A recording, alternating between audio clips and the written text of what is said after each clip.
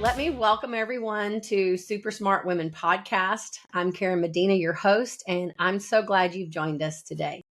Welcome back to our regular listeners, and if you're new, I'm so glad you're here. I hope you'll subscribe and join us every week where I spend time talking with super smart women. However, today is a little unique.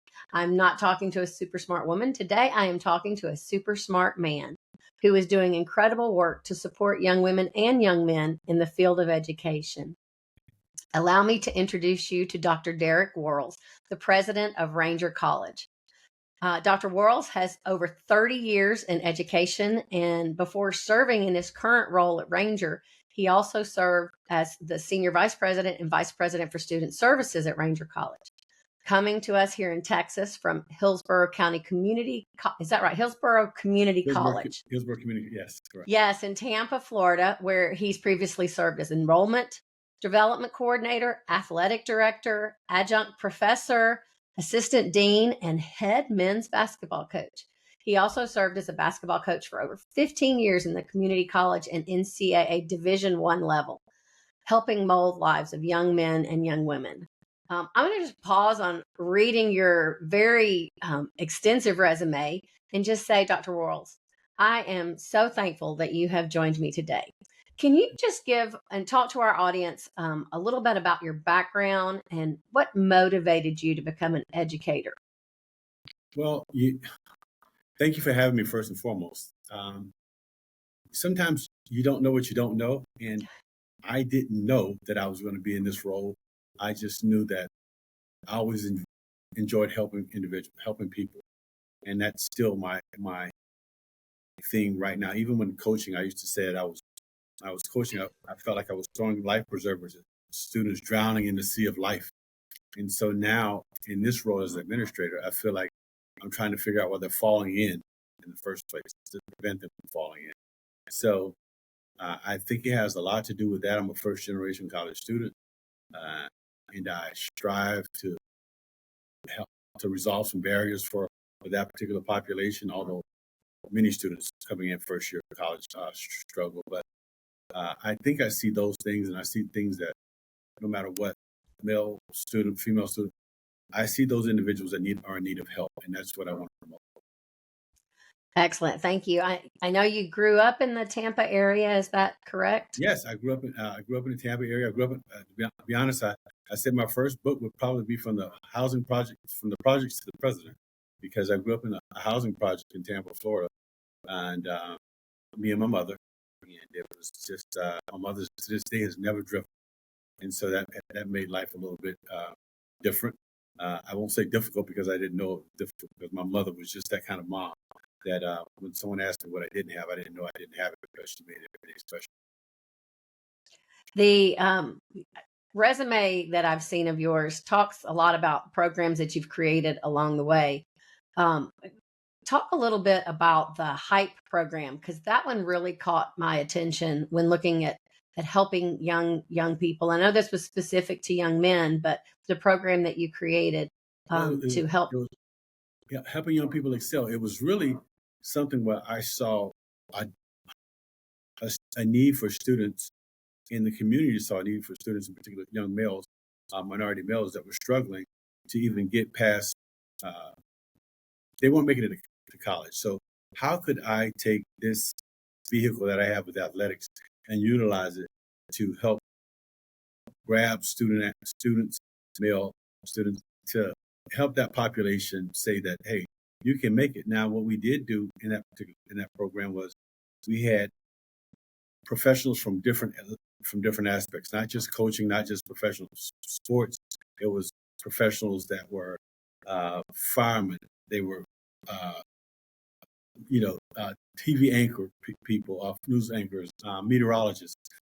They were Hispanic, they were Black, they were white. They were from all different sectors, to allow these students to see that you can do more than just use this sport to get where you need to be in life. And so it was phenomenal, because the first year we did it, I think people were just hungry for someone to help these students out. And it was a sold out venue, and it was amazing.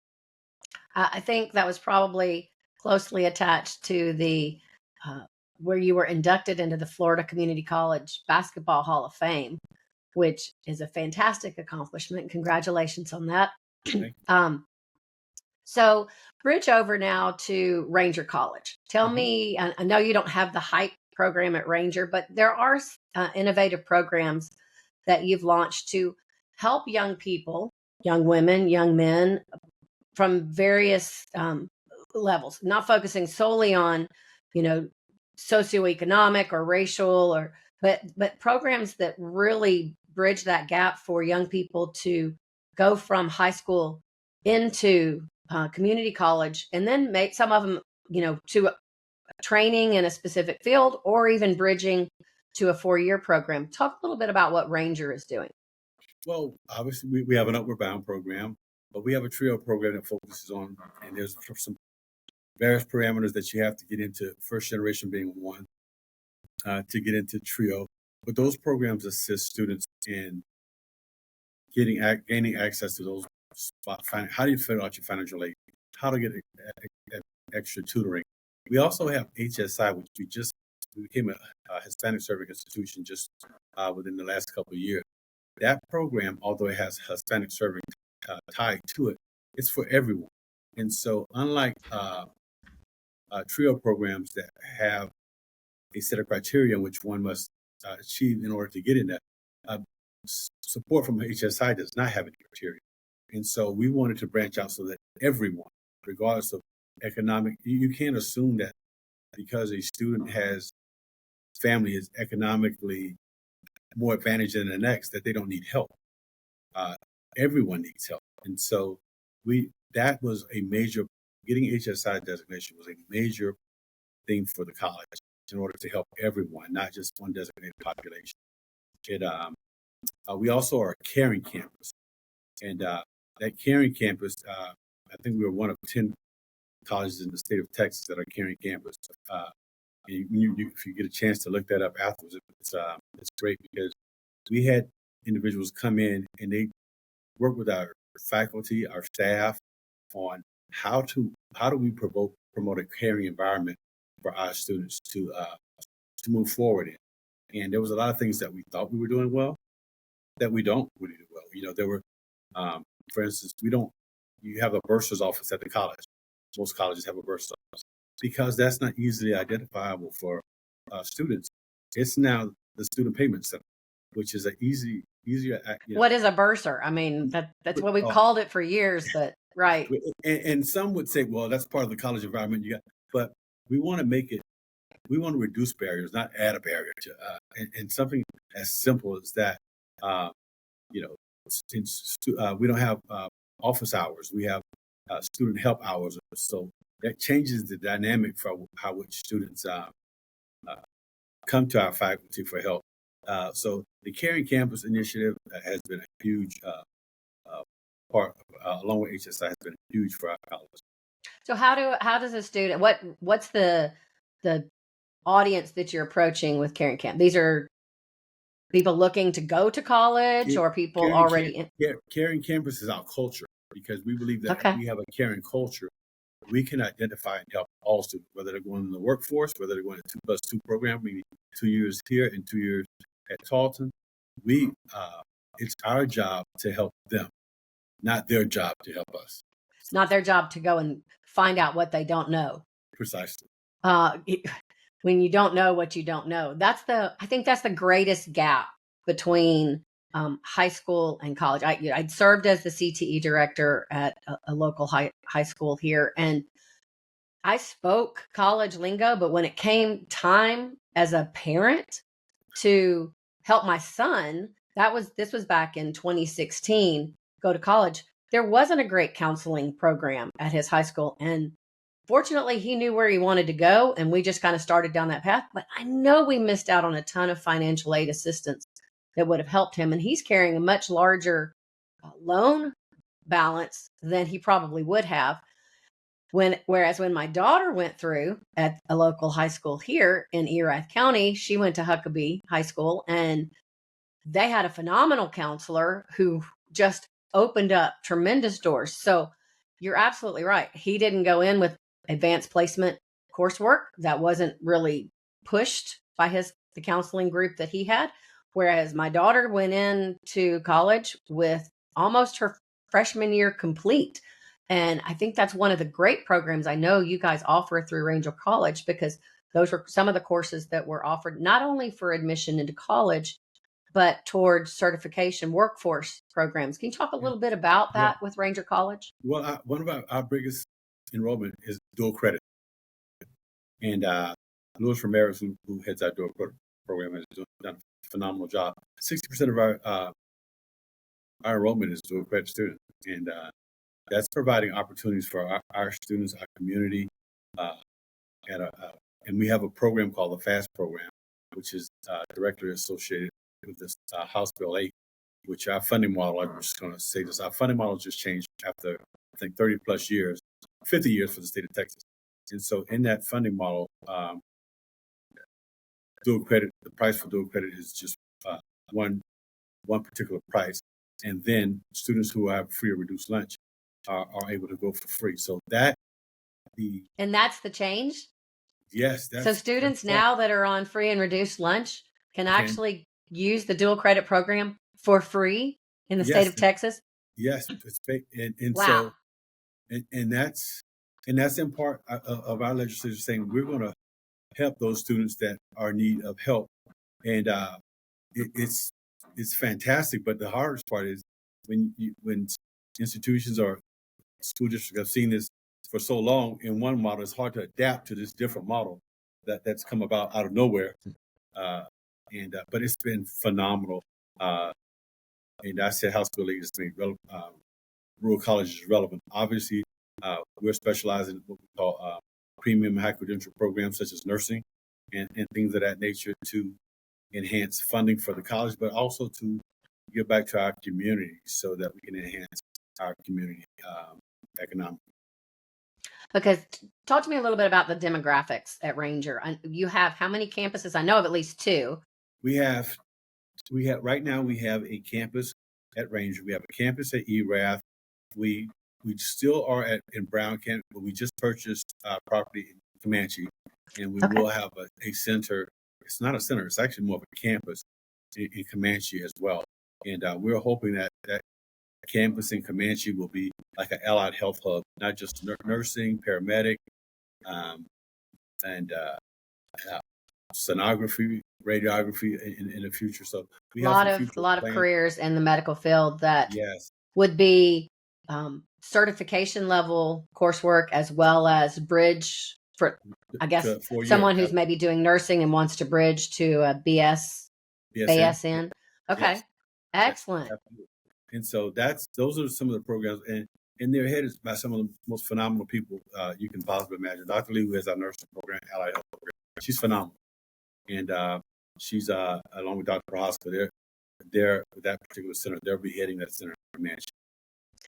Okay, so talk to me a little bit about demographics, racial demographics, socioeconomic demographics. The odd part of this Ranger campus is this campus is extremely this is extremely diverse. We have students from all over the world here for primarily, obviously, for athletics and to garner their education, but it's extremely diverse. As a matter of fact, we just had where throughout the state of Florida, throughout the state of Texas, we 90% of our African American male students are retained. And someone would say, "Well, what did you do to retain those students?" As part of our caring campus initiative, we did nothing different. We love those Black students just as well as we love the white male students. So we didn't do anything but love both of them.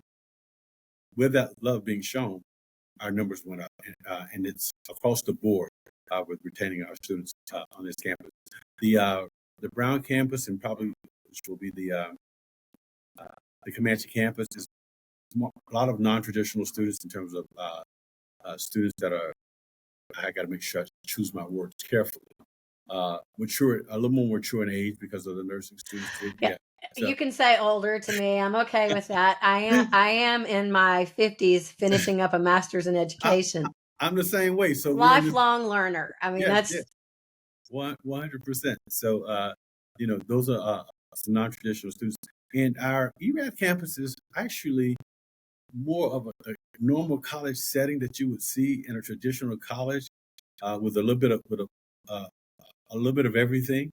Um, Enrollment has decreased slightly, but I think it decreased once COVID came about, and students had the option in some ways of learning online, and that's not always the best modality in which they learn, but it's the most convenient. So that's the route they take sometimes. So we're having to revamp how we at the ERAD how we do that to get our enrollment up. But Well, it's a lot of your courses, although it'd be nice to take cosmetology online, you can't in some areas. You have to have that practice directly with individuals. But a lot of the consulting that I do is in entrepreneurship skills. So I've seen a real shift in individuals who are coming out of careers and opening their own businesses who need that additional education either for a certification or to learn business skills to succeed and excel. So you're, I mean, definitely spot on with non-traditional students. And I think it's this shift in entrepreneurship that more people are wanting to control their time, control their business, be their own boss. I yes, think a lot of times they find out that that's not always as easy as it would seem. But you don't know what you don't know, and you get in and you figure it out. And so I love that y'all have a focus in not just at getting a degree, not just the 2+2, but in certification as well. And so talk to me a little bit about the environment. I know you've talked about, caring. It's caring. In my master's class that I'm taking on diversity and leadership, we've been reading a book called A Single Garment. And one of the key themes in that book is the impact on students, school segregation and inequality, and how we have to build uh, a better process, a better campus experience. And you've talked about this caring campus. I want to hear more about that. yeah. One part of caring campus that we've identified, especially with counselors, is that we have to be a little intrusive. So we have to be intrusive in terms of academic advising and counseling, and we have to go one step further to dive just a little bit deeper than the surface question. Make the additional phone call or the text message in cases now, because if you text message, you're probably going to get a response before you will if you email. So Or a voicemail. Yes, 100%. So be a little more intrusive to find out how do you deal with that student that may not look like you or talk like you or anything. But Karen, even though I'm doing this, and it's amazing you say this because my dissertation is actually on the support practice for first generation community college student athletes. But a lot of what I'm finding out is that care in campus, it goes all the way through. And some things that I'm noticing from another campus that we don't have here. So I'm actually looking at, well, we need to utilize ambassadors as students, our student ambassadors, to make up for that population of individuals that our population of students doesn't mirror our population of staff and faculty. So how do you make up for that when you're not just going to get a number of students of minorities moving out here? You utilize our students, and I've come to find out that our students are our best ambassadors with getting students to proper services, getting students to counselors. They do a better job of getting them there probably than we could do, simply because students trust other students before they trust some of our personnel. And there's a lingo that they speak that, I try to be that, cool hip teacher, that cool hip mom that knows the lingo, but my daughter is constantly reminding me that I am dated and that's not, even though I might learn a new word or phrase, you're absolutely right. My daughter does the same thing to me. There's that model of I'm not looking at somebody that's 30 years ahead of me, potentially in age. I'm looking at somebody that's 4 or 5 or less years ahead of me that's just walked that same path that I've walked, and they can speak to it with enthusiasm, with care. How much more would I listen to someone in that role versus you or I coming to, a student going, it sounds like a parent, and nobody wants at that age wants to still listen to Exactly. parents, but they will listen to their role models, which And I are interviewed a number of students on our campus and asked them, well, how did you get to certain services? And it was almost 100% said another student took them there. It wasn't that our people weren't doing a good job.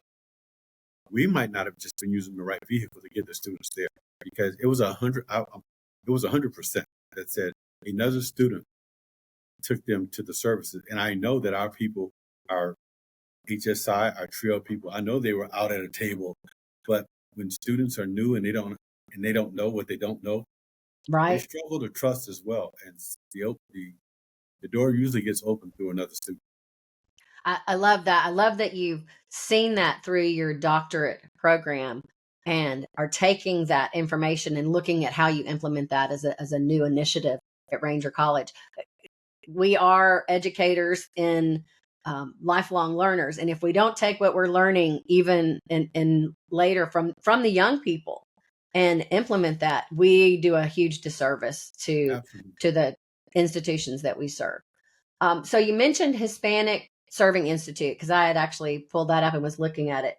Does that support include also language support for those students? It doesn't, but just it does, because a lot of our our people that work in that program are bilingual and have the opportunity to help them. But it assists, their assistance is for everything. They go so far above and beyond 8 to 5 until it's amazing. And I don't know how they do what they do, but they do it. And, if it's a bingo night that's in Spanish, it's in English, it's in whatever, they do it. And it's been a game changer for this college. So it's not just educational support; it's community, it's engagement within the college community. Yeah. Not, let's go play a game together. Let's go watch an event together. Because online learning has done that. I know only a few people out of my online program because we never get together.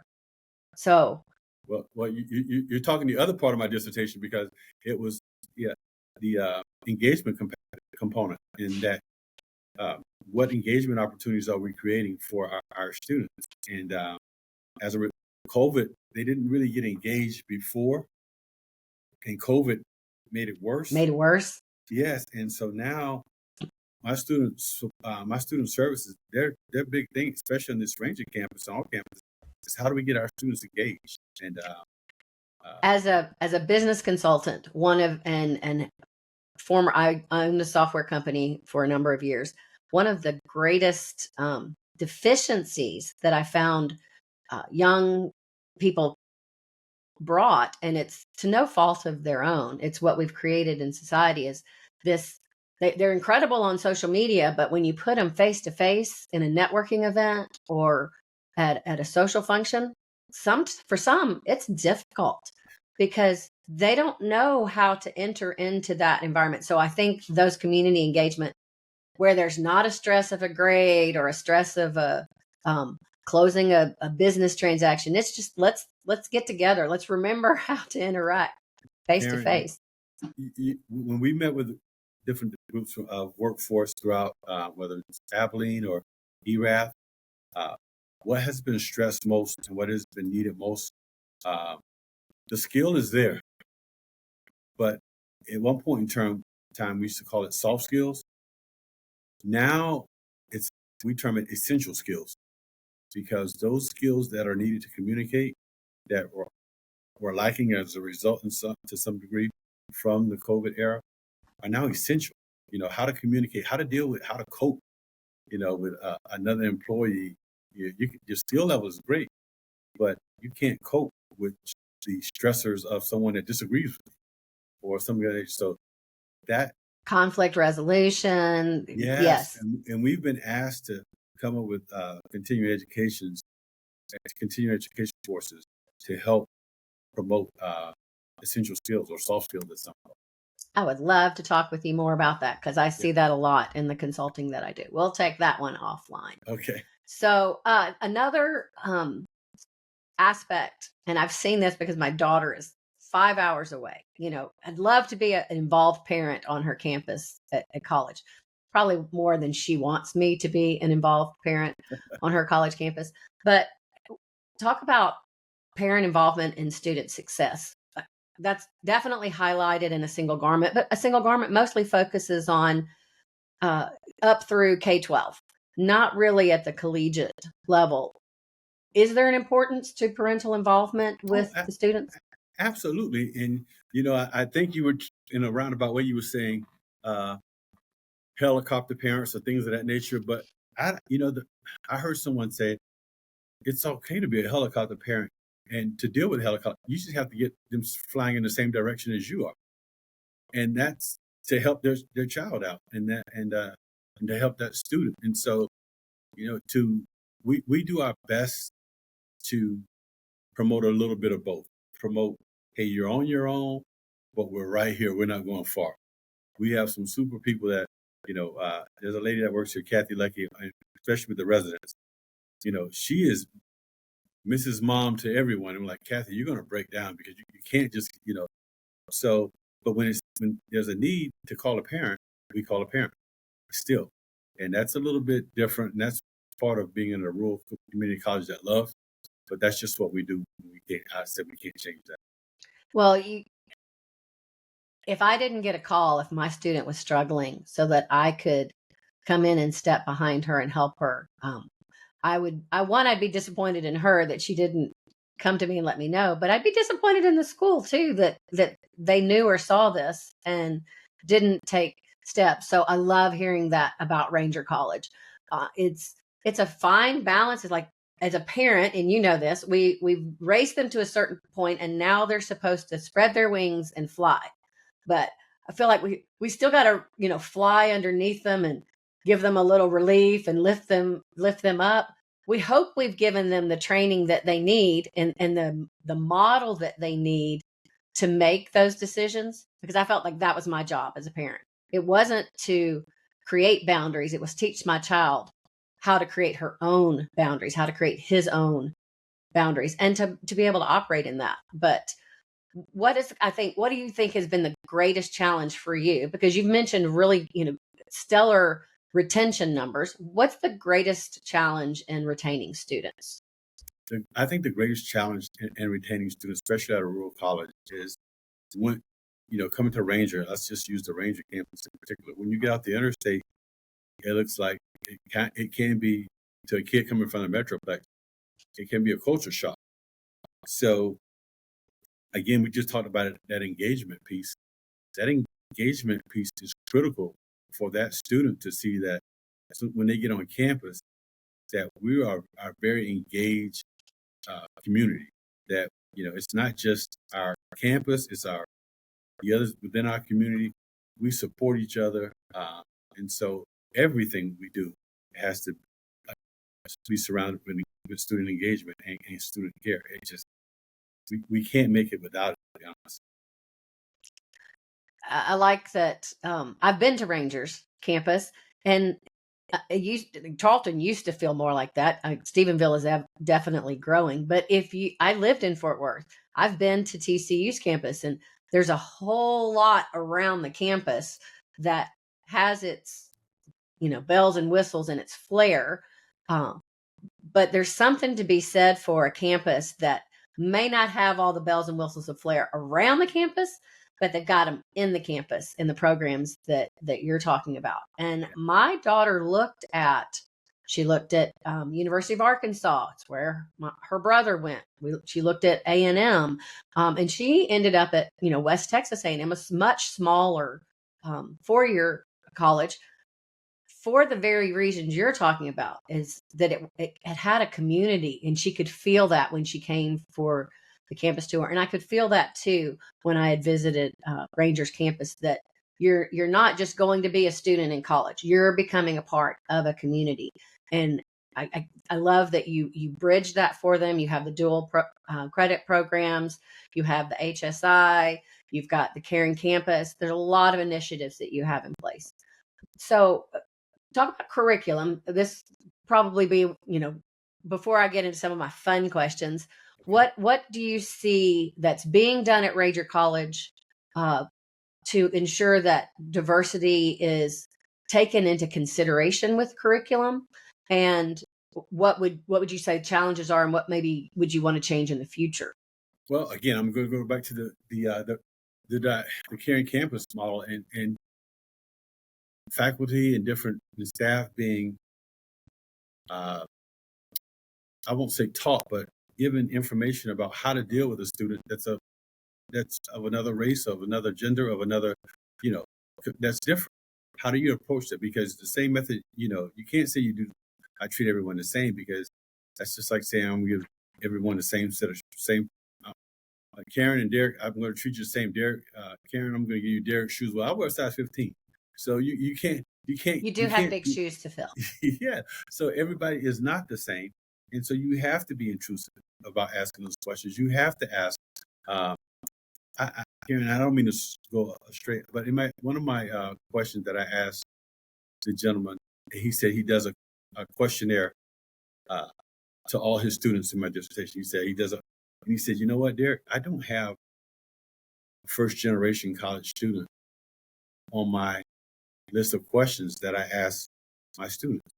And I probably really should have that question, because that could resolve a whole lot of conflict for the student and could probably reduce a huge number of barriers. At that point in time, Karen, I was really ready to stop my dissertation process and say, oh, this is the end. I've got it. This is all I wanted to hear. But it's those kind of things of educating our faculty, our staff, that everyone's different. And you can't use the same formula for everyone and say, I'm going to treat it. That recipe doesn't work for everyone. Well, I like that you talk about intrusive questions, because, if you just give me this, generic survey and I've just checked a box, then I've just become another box. I've become another piece of data, versus a person that you're creating a relationship with. And you've mentioned that with the counselors, and the faculty, that they spend that time getting to know their students, so that they don't only know how they're doing academically, but they know how they're doing emotionally, and dealing with college and campus. And first gen college student, I was a first gen college student up until I graduated high school, where my mom actually finished her bachelor's at the same time I graduated high school. So I'm like, Mom, I can't say I'm a first gen college student anymore, because now you've gone and gotten your bachelor's at the same time. But her parents didn't have any other college students, so it was new. She and I were learning right alongside each other, and there are differences for people who don't come from a family of college educated individuals. But the same is true for those that are getting certifications, because we've found ourselves in an era where the importance, and they do it at the high school level, I know of, college, career, military ready. I mean, that's CCMR. You've got to give young people a path to success. Well, so great. Now you've got a path. Who's going to walk along beside them on that path and not sending them out alone? So I love the initiatives that you have at Ranger College. So a couple of fun questions. Okay. It's more about you probably personally. What's the best advice you have ever received? Wow, the best advice. I think the best advice I've ever received probably been from my former boss here, in that when he brought me here as a vice president, he was like, I think you have presidential, you can do it. And I said, you think so? And he said, I know so. You just don't know it yet. And he said, you just have not sat at the table with everyone else that's in this particular environment to know that you belong at the table. And once you sit at the table, you're going to be all right. And I thought, wow, I heard Barack Obama say something similar to that. But I thought, wow.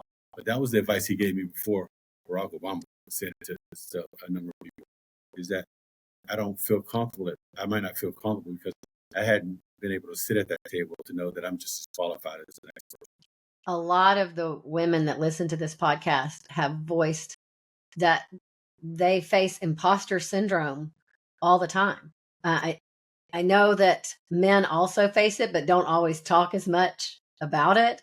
There's a level of confidence that you can see men exude sometimes that women don't. And so I'm glad that you highlighted that for our audience, that imposter syndrome does not see gender, color, race. It doesn't care.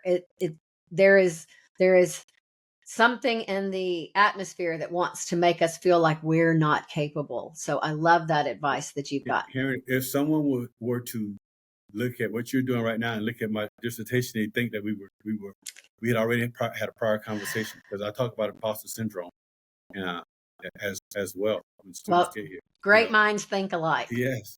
Yeah. Okay, so I've got 2 questions left for you. If I could put you into a time travel machine and I'm going to send you back to when you were a 13-year-old boy, what would you go back and tell yourself?